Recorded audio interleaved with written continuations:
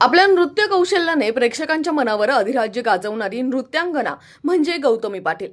साईरत्न entertainment प्रस्तुत गौतमी पाटीलच्या नृत्याने सजलेलं कृष्ण मुरारी हे गाणं नुकतंच प्रदर्शित झालंय।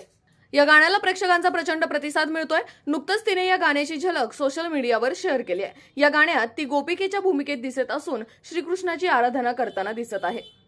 कृष्ण मुरारी या गाण्याचे निर्माते संदेश गाडेकर आणि सुरेश गाडेकर हे आहेत।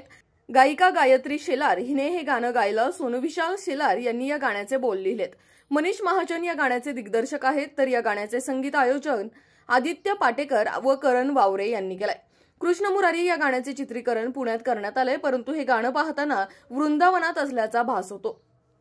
गौतमी तिच्या पहिल्या गवळण गीताविषयी व गाण्याच्या प्रोसेसविषयी सांगते। लोकसंगीतातील गवळण हा नृत्य प्रकार मला फार आवडतो। माझी खूप दिवसांपासून गवळण करण्याची इच्छा होती। साईरत्न एंटरटेनमेंट प्रस्तुत कृष्ण मुरारी या गाण्यामुळे माझी इच्छा पूर्ती झाली। त्यामुळे मी साईरत्न एंटरटेनमेंट आणि निर्माते संदेश गाडेकर व सुरेश गाडेकर यांचे मनापासून आभार मानते। माझी कृष्णावर नितांत श्रद्धा आहे। मी दररोज कृष्णाची भक्तिभावाने आराधना करते। हे गाणं चित्रित करताना मला खूप मजा आली।